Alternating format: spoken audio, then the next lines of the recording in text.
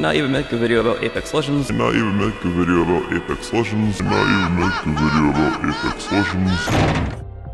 Oh no! Before you ask, no, I didn't get threatened to play the game, nor was I asked nicely, unfortunately. I decided to just give the game a shot. What makes you qualified to talk about this game? Are you good?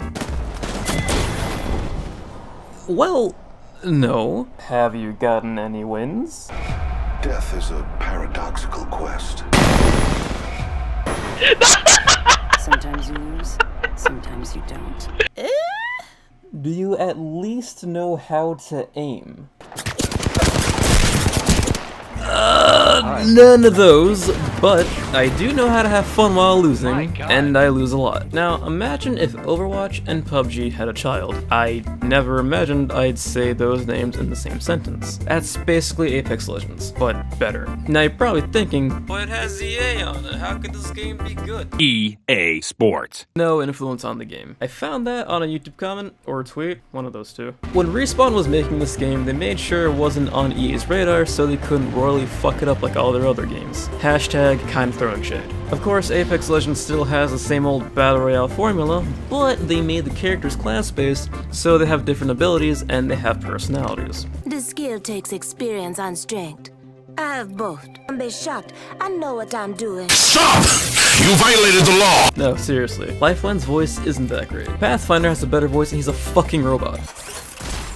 I wish all of you could fight tomorrow too, but you'll be dead. Speaking of the best robot boy, you have 8 different characters you can choose to play as with different roles, abilities, and passives. Bloodhound is a tracker that can find clues left behind by enemies. You can scan an area in front of him to find enemies, and his ult makes him fast as fuck. I've never used it before. And I always forget about his passive, and his scan doesn't have a big radius, just so you're aware. Gibraltar, he's named after a map on Overwatch. I like to call him Sumo Boy. He's a glorified Apex version of Reinhardt with a shield that only covers his top half, and his ult does some airstrike thing. And you can even put up a big old bubble to not get shot, but once you're in the ring, there's no getting out. Lifeline, everyone's main character. She has a shitty Jamaican accent. She's the glorified Apex version of Mercy that's able to heal and can call on a care package. And did I mention that she has a shitty accent? Pathfinder, Bastion's long-lost brother. I never use his passive, so I don't really know what it does, but it goes along the lines of being able to tell where the next zone will be located.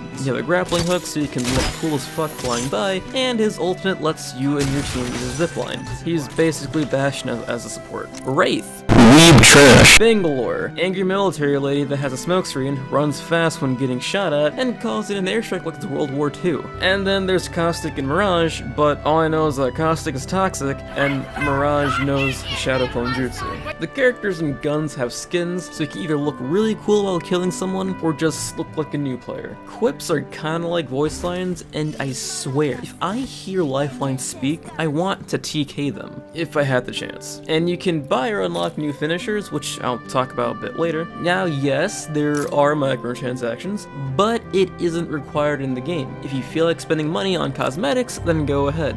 None of those will give you an advantage in the game. Caustic and Mirage are the only characters that you need to unlock, which you can either spend real money or in-game money for them.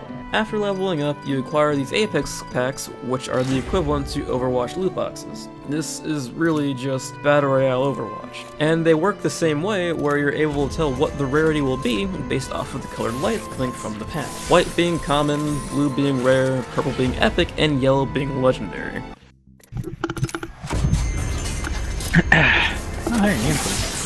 I shouldn't invite him.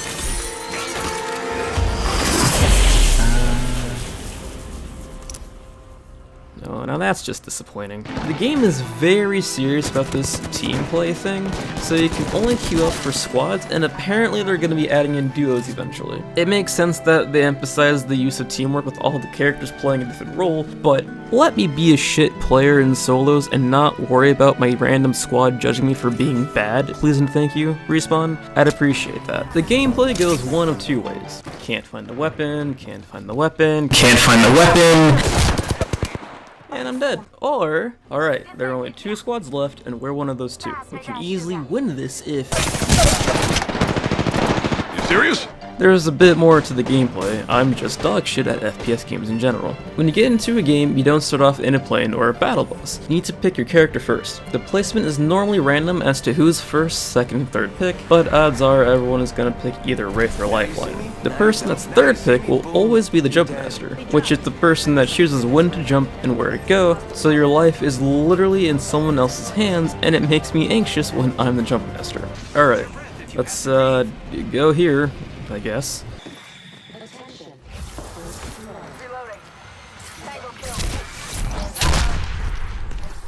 Or not. Did I forget to mention that people can just split from the group and fall solo? It's probably better if they do that if I'm the Jump Master, because that'll lead us to hell and back. After you land, it's the same rinse and repeat of a Battle Royale where you need to look around for weapons, ammo, healing, etc. And I love it when I end up going an entire game having no ammo for a gun because I picked up the wrong ammo. So let me save you all the trouble. You got light rounds, heavy rounds, energy ammo, and shotgun shells. Some LMGs and snipers use energy ammo, some or most SMGs and ARs use light or heavy rounds, pistol use only light rounds, and, surprise surprise, shotguns use shotgun ammo. Gun and ammo details in the links in the description. You've got helmets, armor, knockdown shields, attachments for your guns, and these things that are like passive stuff that can benefit your ultimate, I think. Knockdown shields are used for when you're, well, knocked down. You can protect yourself from getting hurt while down, but it only covers your front and not all around you. When an enemy is knocked down, you're able to kill them Mortal Kombat style. Reloading. Tango kill. Of course, the whole point is to win the entire thing, but if you go into every game hoping or thinking you're gonna win, you'll end up being discouraged when you lose. So what I say is, go into the game with the mindset of, I'll do better than I did last game, and it might show better results. They did add in a respawn system, which is something no other Battle Royale game has done so far. Oh, well, alright then. Considering, yeah, okay. You're probably thinking, but isn't it better to play with your friends so you can coordinate? And yes, that is true. This would be better. But some random groups aren't all that bad. Hell, my first game I won with a random squad and no one had mics. I mean, I was a sacrificial lamb, but a win's a win, am I right? I did play with my friend, and it was his first time playing as well, and the results were just like I expected. Oh god! Oh god! You can do it, Daddy! You can do it! Get it! Get it! Oh boy! No! Sometimes you lose, sometimes you don't. You hear that? That's the sound of laughter, of joy, and fun.